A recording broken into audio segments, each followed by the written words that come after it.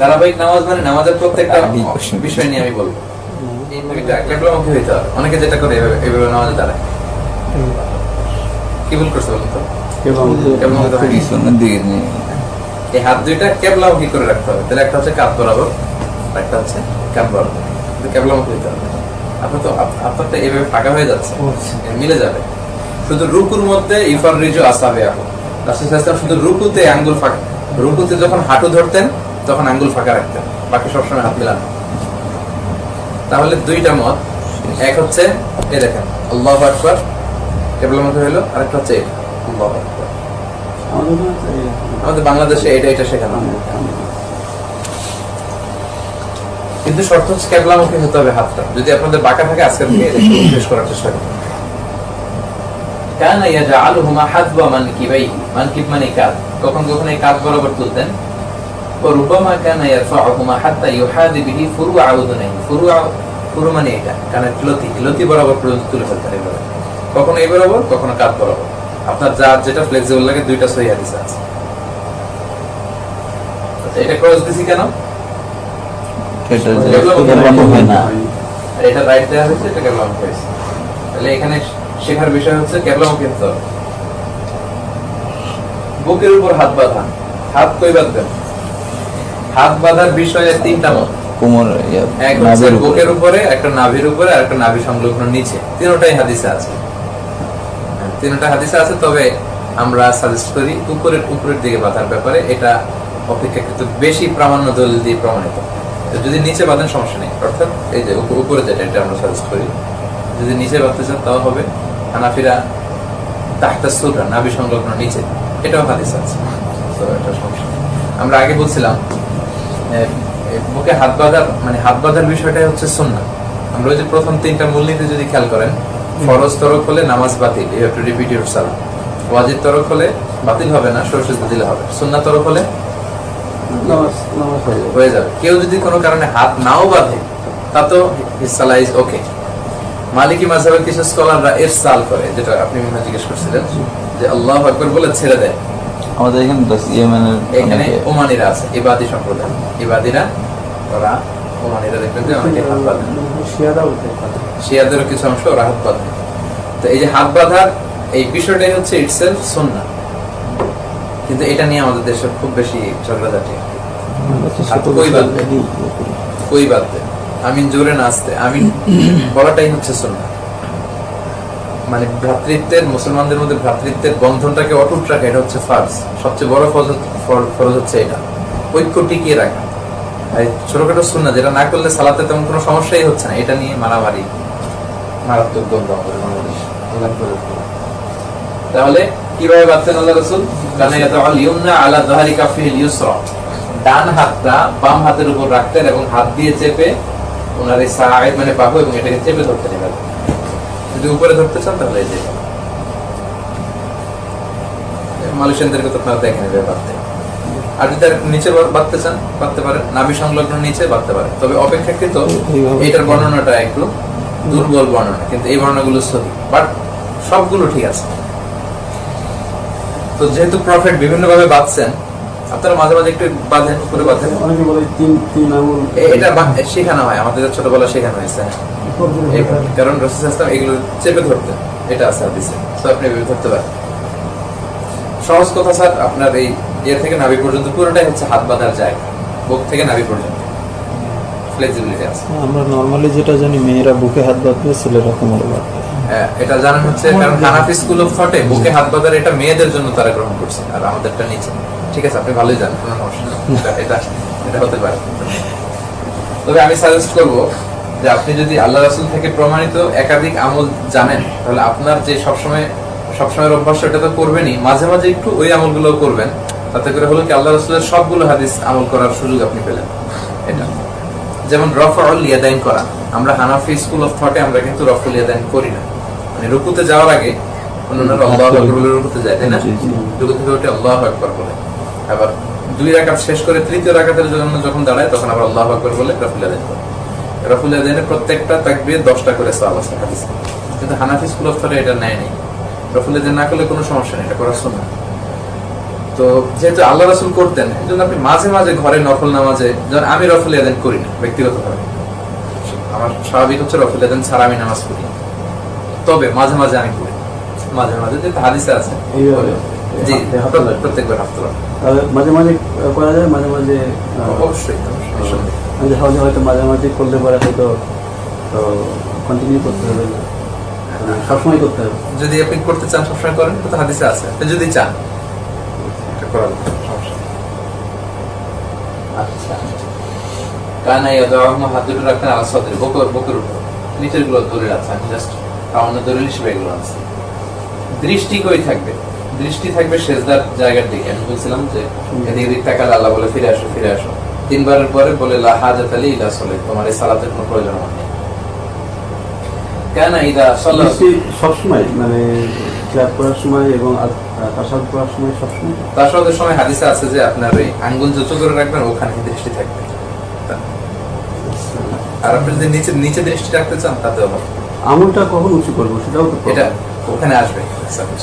এখন হচ্ছে ধারাবাহিক নামাজ, এই যে আমরা শুরু করলাম রুকু, আল্লাহু আকবার, আচ্ছা। রুকু সামনে আসতেছে। আচ্ছা। ধারাবাহিক নামাজ মানে নামাজের প্রত্যেকটা বিষয় নিয়ে আমি বলবো।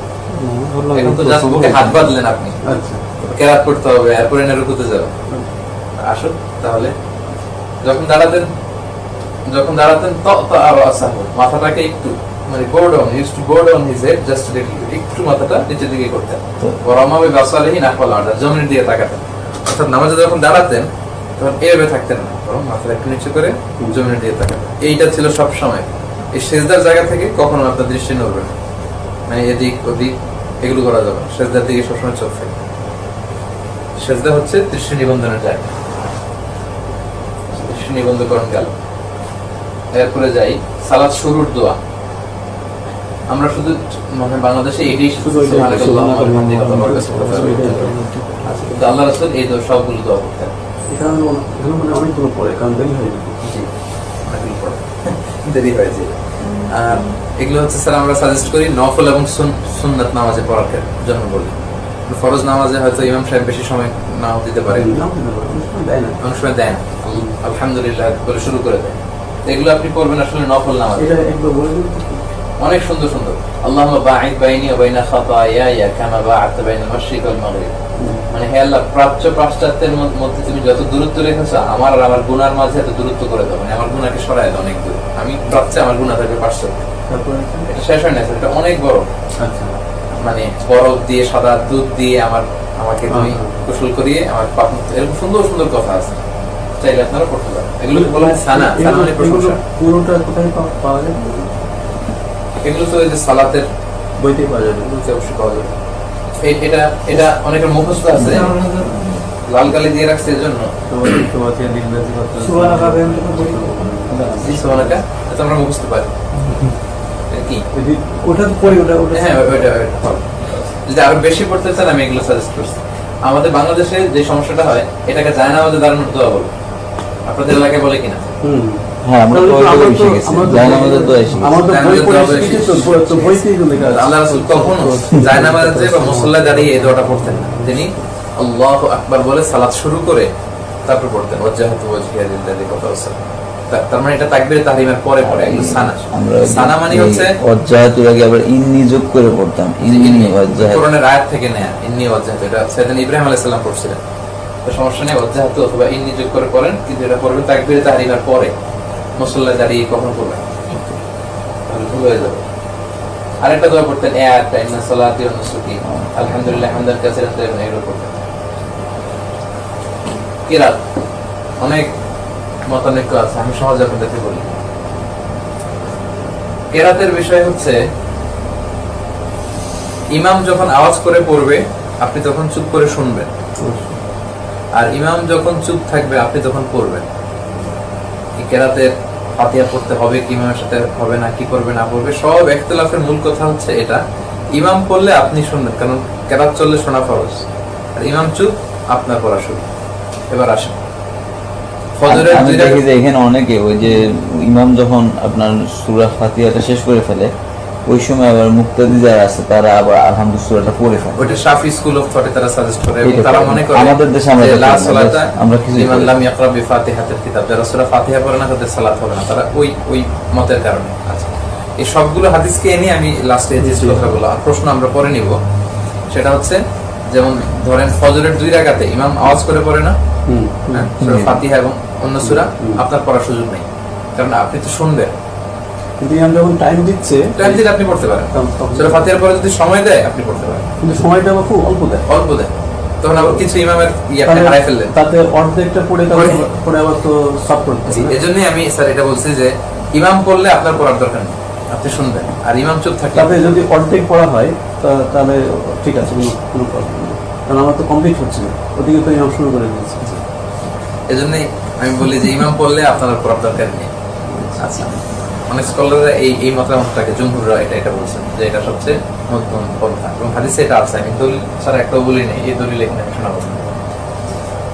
আর এবার আসেন জোহরের 4 রাকাত সালাতে ইমাম কি পড়ে কিছু শুনেন?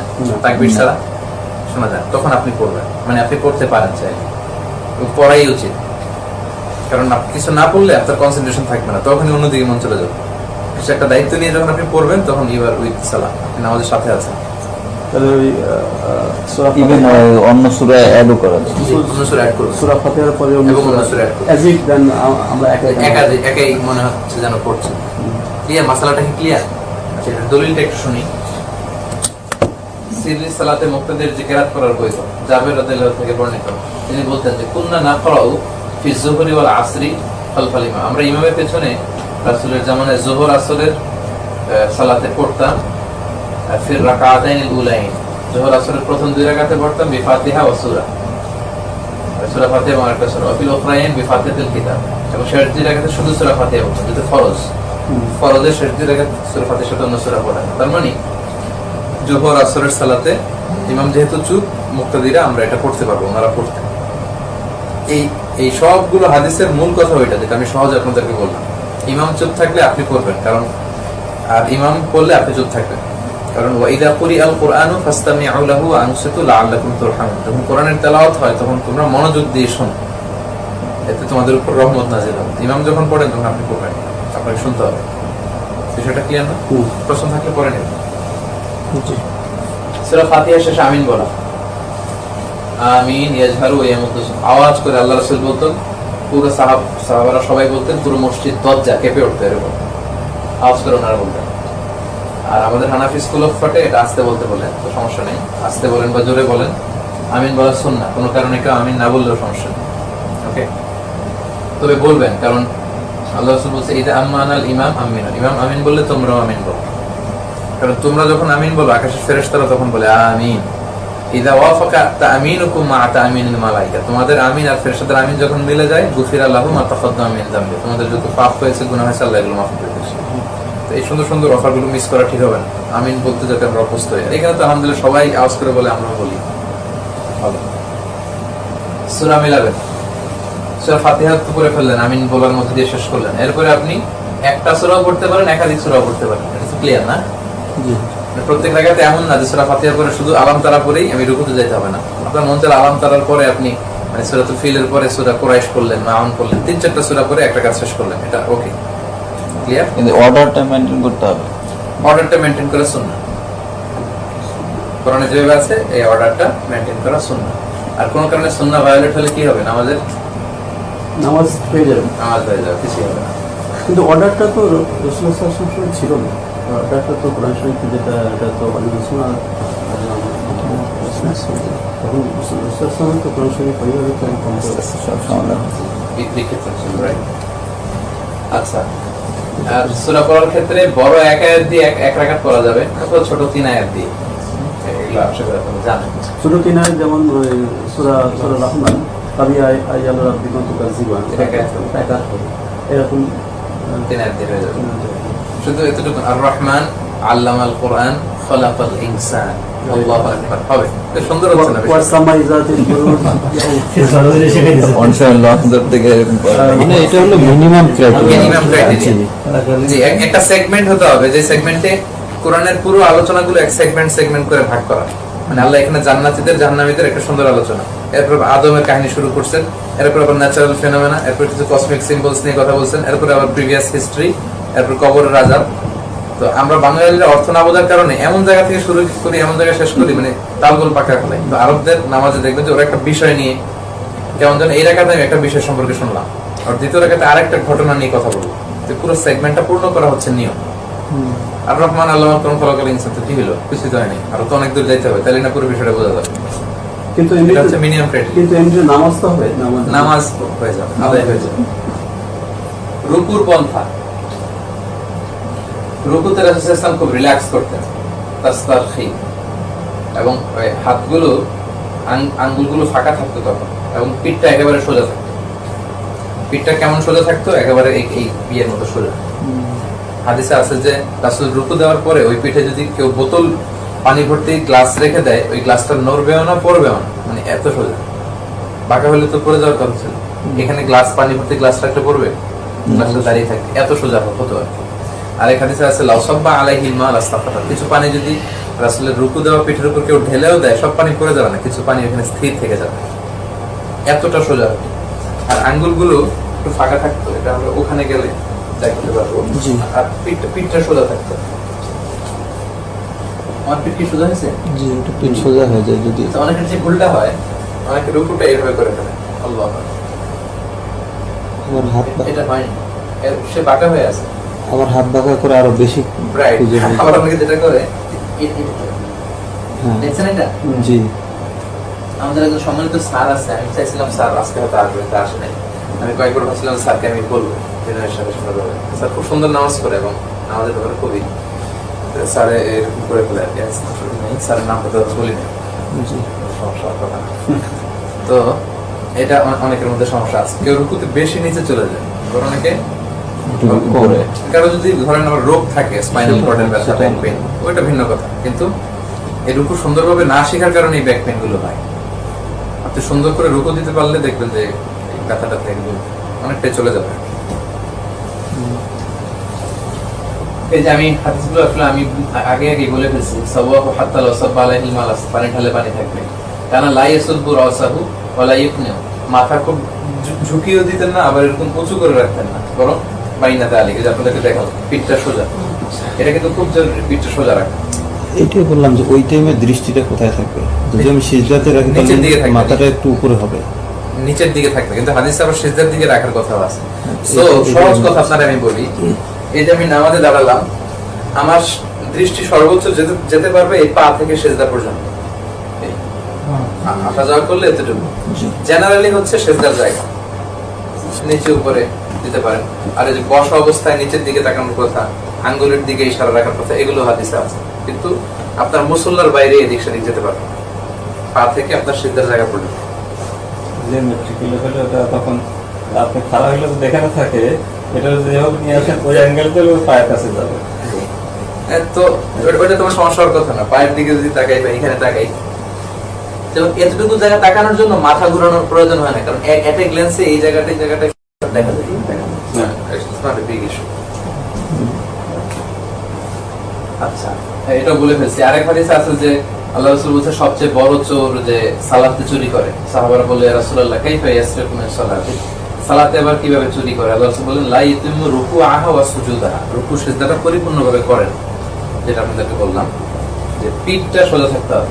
পিঠ সোজা না থাকলে আল্লাহ ওই রুকু সিজদার দিকে তাকায় না। এখানে আছে না, এখানে আমি আপনাকে ওনার পয়েন্টটা বলি, উনি যেটা বলছে যে আপনি রুকে অবস্থায় যদি ইয়েটাকে স্ট্রেট করে দেন, জি, যখন দাঁড়ায় যাবে তখন কিন্তু আবার সামনে চলে যাবে, এটা হলো সমস্যা।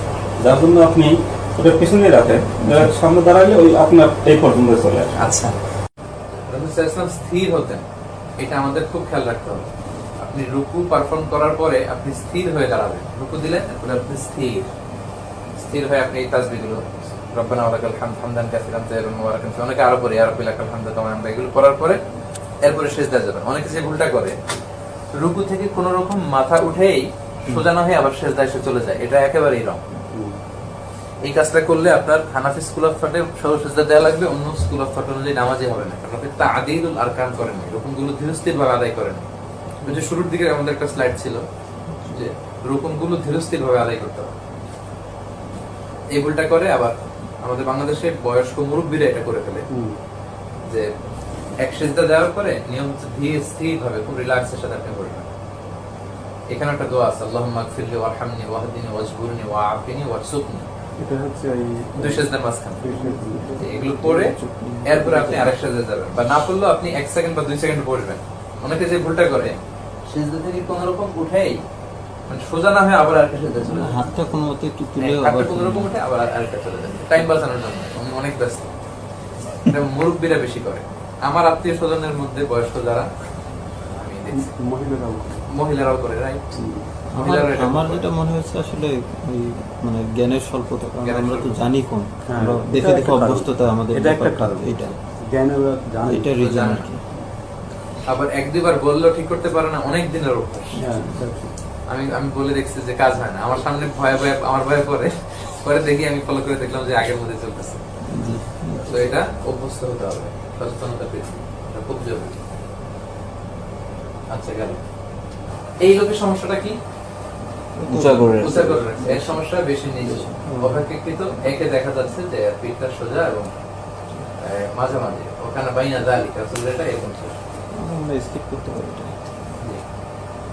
রুকুর দোয়া শুধু একটা জানি না, সুবহান রাব্বিয়াল আযীম, আরো দোয়া করতেন। এই দোয়াটা বুখারী মুসলিম দুই জায়গায় আছে যে রাসূল রুকুতে করতেন এই দোয়ার পর সুবহানাকাল্লাহুম্মা রাব্বানা ওয়া বিহামদিকা আল্লাহুম্মা গফিরলি।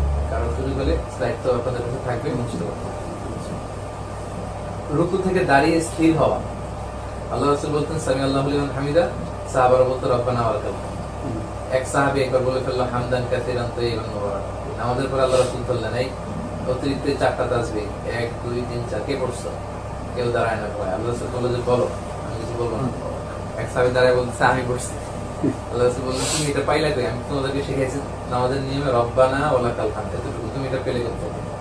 সে বলল আল্লাহর এই তাসবিহগুলো পড়তে আমার এত ভালো লাগে, এজন্য আমি একটু নিচ থেকে বাড়াই ফেলছি, এর সাথে মিলে আমি এটা পড়ছি। তখন আল্লাহ রাসূল বললেন যে ভয় পেও না, আমি যখন সালাতে ছিলাম আমি তখন দেখলাম যে তোমার এই অতিরিক্ত 4টা তাসবিহ যে সওয়াব হয়েছে, এগুলো 30 জনেরও বেশি ফেরেশতা কে কার আগে আল্লাহর আরশে পৌঁছে দিবে প্রতিযোগিতা করতেছিল আকাশে, আমি দেখছি। তো এইজন্য সুযোগ হলে এই তাসবিহগুলো পড়বেন। মানে এটা রাব্বানা লাকাল হামদ, হামদান কাসীরান তাইয়িবান মুবারাকান, আর এডিশনাল সুন্দর অর্থ। আচ্ছা, এমন ভাবে রুকু থেকে দাঁড়াতেন ওনার স্পাইনাল কর্ড সোজা হয়ে যেত, ফাঁকা মানে স্পাইনাল কর্ড মাকান এতক্ষণ এরকম ছিল, ভার্টিক্যাল ছিল, হরিজন্টাল ছিল, আবার ভার্টিক্যাল হয়ে গেল। সিজদা কিভাবে করবেন? সিজদাতে আল্লাহ রাসূল সাল্লাল্লাহু আলাইহি ওয়াসাল্লাম আগে হাঁটু ফেলতেন, পরে হাত ফেলতেন। ওকে, আগে হাঁটু পরে হাত। অনেকে যেটা করে ফেলে আগে হাত ফেলে দেয়, এই পক্ষেও কিছু অনেকে কথা বলে, বাট আমরা ওইটাকে সাজেস্ট করি, যেহেতু জুমহুর স্কলাররা বলে আগে হাত করবে পরে হাঁটু করবে। আগে হাঁটু করবে পরে হাত করবে, আর ওঠার সময় আগে হাত উঠবে পরে হাঁটু উঠবে। ওকে, সিকনেস থাকলে তো কোনো সমস্যা নেই। সিকনেস থাকলে এটা বিভিন্ন রকম। ইভেন আমরা বলছিলাম যে নামাজের আরকান ফরজের মধ্যে একটা আছে আল কিয়াম, দাঁড়িয়ে নামাজ পড়া। হ্যাঁ, তো আপনি ওই আরকানের একটা বা একাধিক ছুটে গেলে কি হয়, নামাজ বাতিল হয় না, কিন্তু দাঁড়িয়ে যদি কারো সমস্যা হয়, অসুস্থ হলে তখন সে বসে পড়তে পারবে, তখন আরকান নষ্ট হলে সমস্যা। ওখানে তো নফল নামাজ তো পাইকারি হয়, সব বসে পড়ে। বাংলাদেশ না? না, আমাদের উদ্দেশ্য তো সবাই বসে পড়ে, মনে করে ওইটাই বোধহয় নিয়ম। নফল মানে বসে পড়া। জি, না, জি, নফল স্যার, ঠিক বলছেন। রাসূল ইসলাম এশার সালাতের পরে 2 রাকাত নফল রাসূল ইসলাম বসে বসে পড়তেন, বাট নফল দাঁড়িয়েই করবেন সুস্থ থাকতে। ওখানে মনে হয় যেন ওইটাই নিয়ম, সবাই অপ্রয়োজনে আসলে বসে পড়া ঠিক না। কিয়াম তো ফরজ, অসুস্থতা হলে ভিন্ন কথা। আচ্ছা, রাসূল ইসলাম বলছেন যে ইদা আহাদুকুম, যখন সাজদা আহাদুকুম, যখন সিজদা দিবে ফালা ইয়াবরিক কামা ইয়াবরিকুল বাঈর, উট যেমনি বসে তোমরা ওইভাবে বসো না। উট কিভাবে বসে? উট তার আগে হাত ফেলে তারপরে, ওটার তো হাত নাই, সবটাই পা, কিন্তু সামনের দুটো যদি হাত কনসিডার করি তাহলে দেখা যাবে সে আগে সামনের এই দুটা ভাঙে, ভেঙে এরপরে পিছনের দুটা ভাঙে। এইভাবে করতে আল্লাহ রাসূল নিষেধ করছেন। আগে আমাদের হাঁটু পড়বে, এরপরে আমরা হাত দিব। প্রায় সূরা হতে দেখানোর চেষ্টা করবো ইনশাআল্লাহ। ছবি দেখি তাহলে বুঝবো। এই দেখুন উটের বসার দৃশ্য, উটকে আগে পিছনেরটা ভাঙছে না সামনেরটা? সামনেরটা। এটা নিষেধ করছে আল্লাহ রাসূল। আমাদের হবে আগে হাঁটুটা পড়বে, এরপরে হাত দুইটা ফেলে আমরা সিজদা যাব। এজ ইউজুয়াল আমরা যেটা জানি, আমরা ঠিকটাই জানি, সময় নিতে হবে না। সিজদায় 7টা অঙ্গের উপর সিজদা করতে অনেক দলিল, এগুলো বললে আসলে সময় চলে যাবে। 7টা অঙ্গের উপর রাসূল সাল্লাল্লাহু আলাইহি ওয়াসাল্লাম বলছে আমি আদিষ্ট হয়েছি উমিরতু আন আসজুদা আলা সাবঈ আ'দুদ, 7টা অঙ্গের উপর সিজদা করতে আদিষ্ট হয়েছে। এক নম্বর অঙ্গ হচ্ছে আল জাবহা, জাবহা মানে কপাল, এটা ইনক্লুড করবে নাক এবং কপাল দুটোকে, আল আনফ ওয়াল জাবহা। আর কাফাইন, কাদামাইন, রুকবাতাইন, কাফাইন মানে হাতের এই দুই তালু, হাতের দুই তালু সিজদা এভাবে থাকবে, কাদামাইন দুই পা লেগে থাকবে মাটিতে, রুকবাতাইন দুই হাঁটু লাগা অবস্থায় থাকবে, আর জাবহা। এই 7টা অঙ্গ একসাথে মাটি টাচ করে সেজদা করার ব্যাপারে আমি আদিষ্ট হয়েছি। অনেকে যেটা করে পিছনের পা দুটো উপরের দিকে উঠায় ফেলে, বাচ্চারা এটা করে বেশি, এটা করা যায়। আর সেজদার বৈশিষ্ট্য হচ্ছে আপনার দুইটা। এক হচ্ছে সেজদায় ইমবিসাতুল কাল, মানে কুকুর যেভাবে হাত দুটো বিছায় রাখে এইভাবে নিষেধ করছে আল্লাহ রাসূল। সেজদায় হাত দুটো উপরে থাকবে, এক নাম্বার শর্ত। দ্বিতীয় শর্ত, হাত পাঁজরে লেগে থাকতে পারবে না, এইভাবে লাগানো থাকবে, হাত দুটো মাটি থেকে উপরে থাকবে আর ফাঁকাও থাকবে। ক্লিয়ার? তাহলে এক নম্বর শর্ত হচ্ছে যে মাটি থেকে হাত উপরে থাকবে, বাহু দুটা, আর পাঁজরের সাথে এভাবে লেগে থাকবে না, ফাঁকা থাকতে হবে, তাহলে সিজদা হলো। আর 7টা অঙ্গের উপর সিজদা হবে। সংক্ষেপে বলে ফেললাম, আমরা একটু ছবি দিই। এই এটা ক্রস দিছি কেন? উপরে উঠে আছে। এই লেগে আছে নিচে, মূলত উপরে থাকবে এবং পালক থেকে ফাঁকা থাকবে। হাদিসে আছে যে মামার রুশাদ, এদিক দিয়ে যেন একটা ছোট ছাগলের বাচ্চা যেতে পারে, এরকম গ্যাপ থাকতে হবে। বাচ্চা করে দিয়ে যাবে, এই নিচ দিয়ে যাবে, হাতে এই পায়ের পাশ দিয়ে যাবে। মাঝখান দিয়ে। এইরকম, হ্যাঁ, করা দিয়ে চলে তার যাবে। মানে ফাঁকা থাকবে আর কি। অনেকে যেটা করে, এটা আপনি পারবেন যদি একটা ডিসটেন্স নিয়ে যদি সেজদাটা দেন তাহলে এটা সুন্দরভাবে আদায় হবে। কিন্তু খুব কাছে দিয়ে ফেললে এগুলো সব লেগে থাকবে আপনার।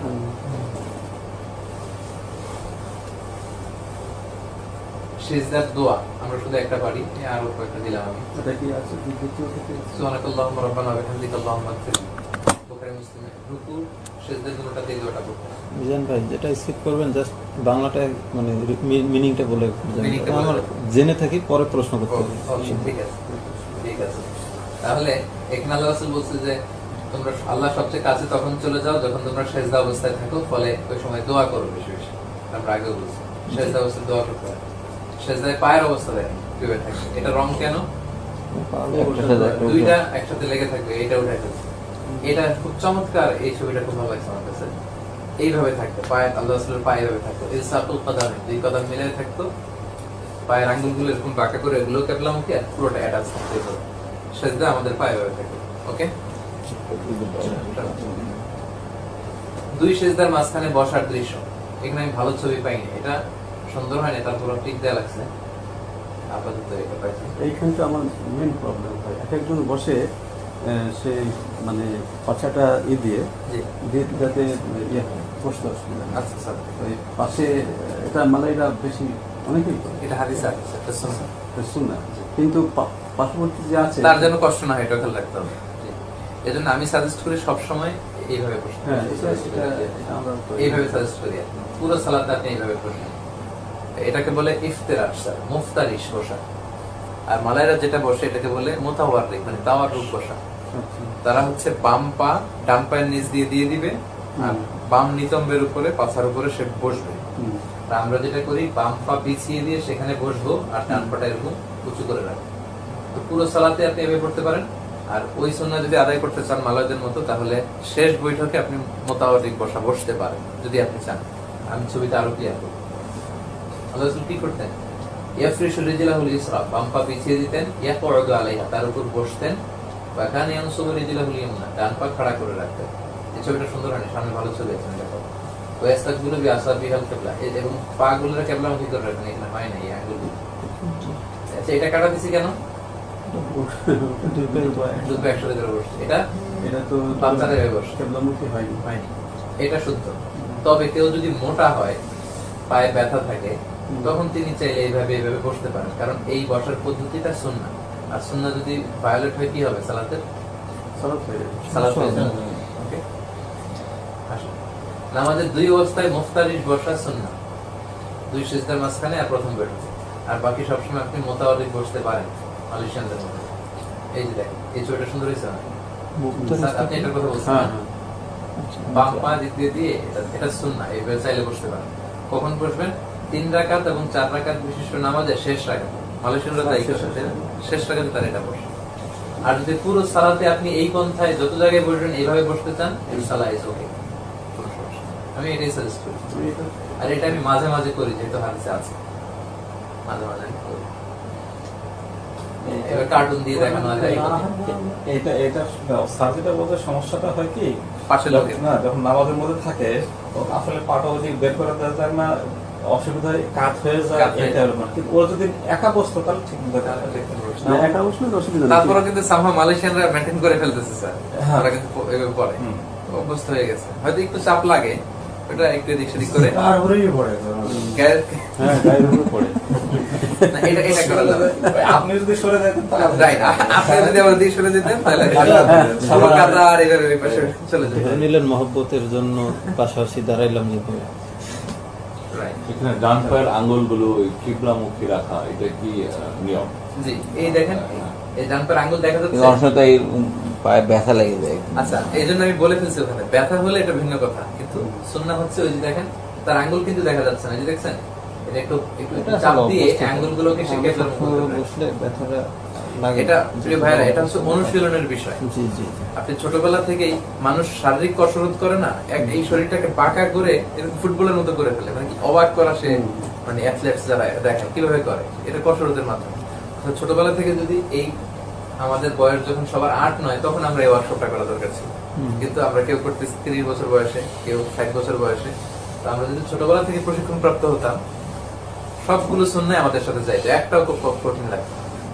বাট এটা আমরা অভ্যাস না থাকার কারণে, তো এগুলো পারিভাষিক বিষয়গুলো আপনাদের বোঝাতে গেলে কষ্ট হবে, আমি সংক্ষেপে তো বলে দিলাম। জালসাতুত তাওয়াররুক এটা, আর ইফতিরাশ এটা, আপনি এইভাবেই বসেন, সমস্যা নেই।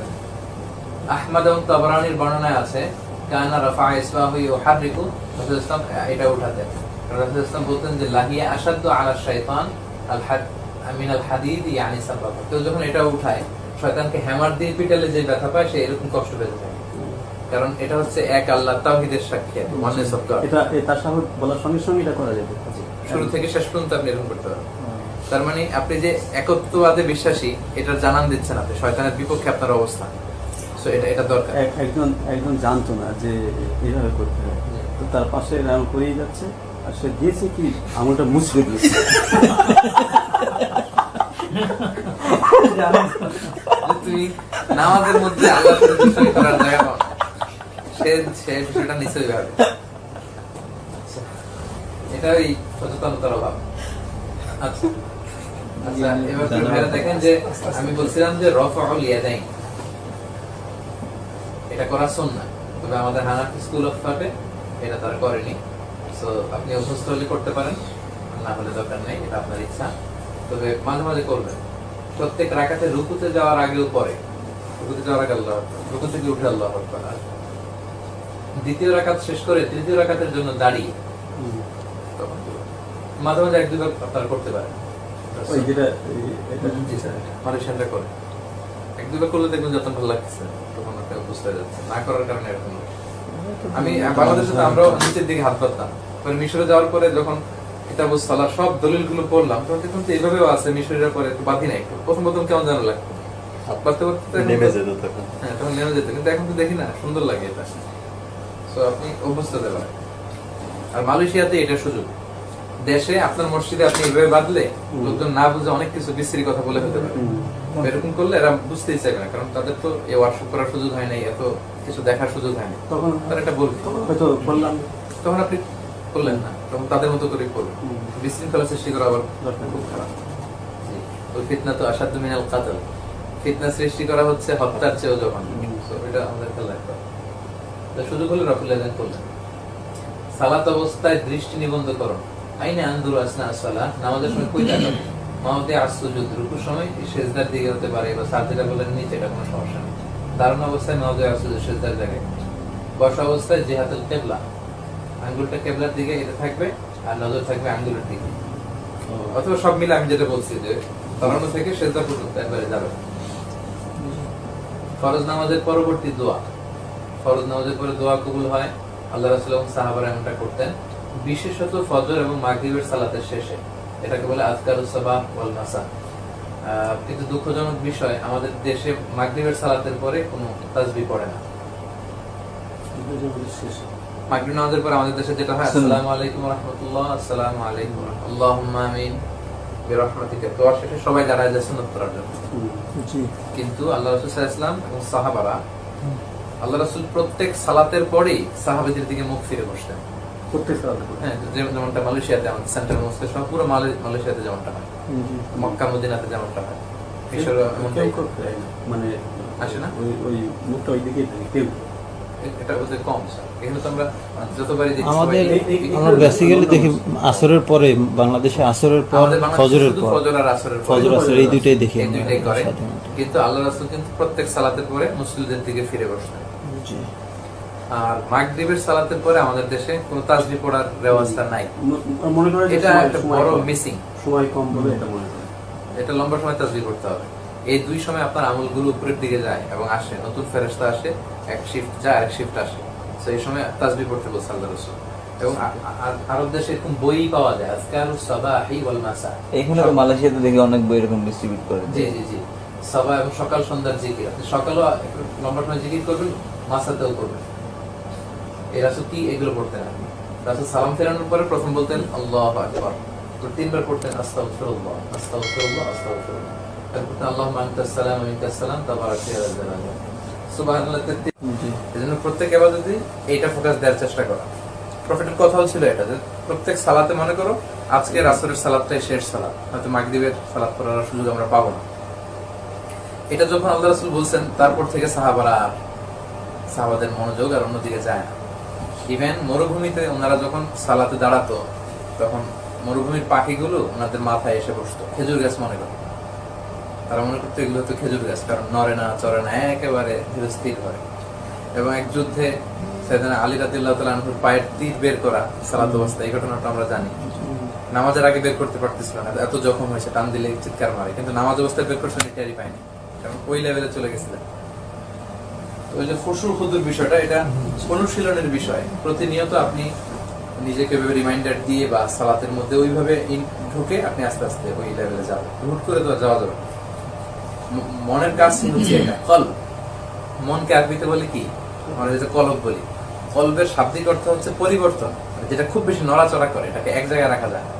কলাবা ইয়াকলিবু মানে হচ্ছে টু চেঞ্জ, এটা পরিবর্তন করে, এটা ছোটাছুটি করে, এটা অস্থির।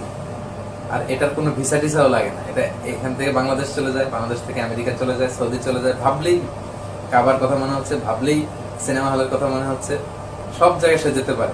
তো এটাকে বশীভূত করার টেকনিক জানতে হয়, এটাকে আস্তে আস্তে করতে হয়। যারা ধরেন আধ্যাত্মিক পুরুষ যাদেরকে আমরা বলি, ধর্মীয় নেতা বা যারা আল্লাহর ওলি যাদেরকে বলি বা সলিহীন, তারা তাদের হৃদয়টাকে তো আস্তে আস্তে এইভাবে ইয়ে করছে।